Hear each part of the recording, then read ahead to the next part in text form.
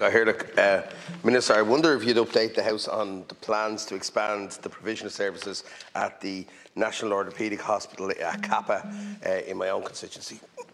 Thanks very much, Deputy. And I both thank you for the question and acknowledge your ongoing advocacy in terms of Cappagh, which is our National Orthopaedic Hospital. I've had the opportunity to visit Cappagh on several occasions, and I have to say I am very, very strongly supportive of them and of the work they do.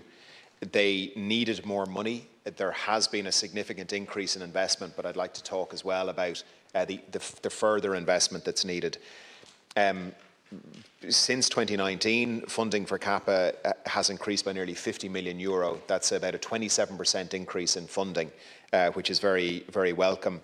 Now, what that's allowed them to do is very significantly increase their staff by nearly a quarter. So they're at 528 staff now, and we all know the essential work that they're doing. Cappagh has worked on its overall master plan. It launched Cappagh Kids some time back, which is an incredible service as well. I was out with them recently enough. I think the project that you're referring to, Deputy, is the master plan that Cappagh has put forward.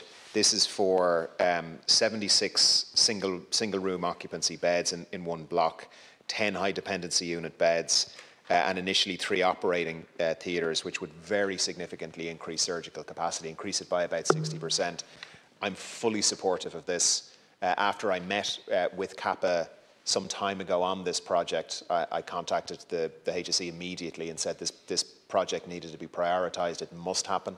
Our orthopaedic waiting lists are too long, and probably the single most important thing we can do to permanently reduce the waiting list for orthopaedics and make sure people can get the care they need, I would argue, is probably this investment in Cappagh. We've seen in Croom and Cork a small orthopaedic facility there. They've had a huge increase in the number of patients they're seeing with that investment. Thank you, Minister. And as I say, it is in my constituency, but as you rightly say, it's a national hospital. And I know my own colleagues, Deputy Jackie Cahill, Deputy Brendan Smith, have been plaguing both yourself, Minister Butler, and Minister Rabbitte. I know we have had extensive visits from ministers. The Taoiseach himself has been out, as has Minister O'Gorman, and many others. And it is a fantastic hospital. There's great energy there. I think what they did during COVID was really impressive. And yet they're operating within kind of, in many ways, some of the old Nightingale wards that they have in place, but also more limited means. So look, the proposal, as you say, does outline for a 76-bed ward, 3 theatres and a radiology refurbishment.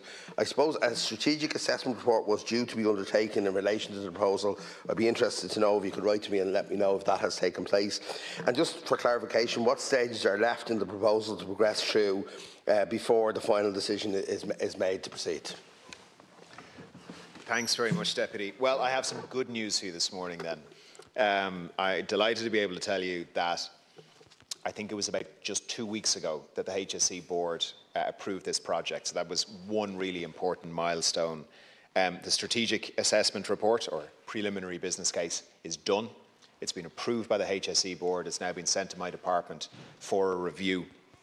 There is an external review that has to be done. I have no doubt that this project will be supported. It's a very significant capital investment. It has my full support, and I will be pushing to have this fully approved, detailed design teams appointed, in place, move to tender, and then get diggers on site as quickly as we can out at Cappagh.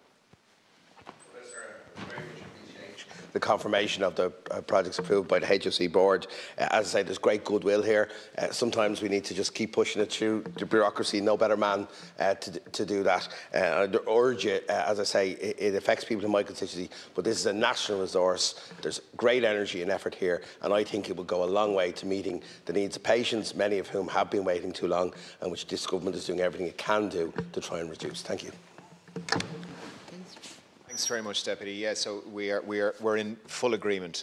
One of the priority areas for our waiting list action plan is orthopaedics. We know that when people are waiting for operations, be it a hip operation, a knee operation, whatever it might be, they can be waiting in agony. They can be waiting for a long time. And when we were in opposition, I was out in Cappagh, and I got a very sobering account from the clinicians as to what their patients were going through. It's one of the reasons we've put such an emphasis on the waiting lists. You'll be aware now that the NTPF, for people who are waiting just 3 months for some of the main orthopaedic procedures now, people who are waiting just 3 months, the NTPF can now arrange care for them as well, and that is going well. But regardless of that, we can't be relying on additional private sector capacity for this. We need the capacity within the public sector. Croom has been a huge success in Cork, and we fully intend for Cappagh to rightfully get the significant investment and let those good folk do the work that they want to do, and they know how to do so well. Okay, Kesh,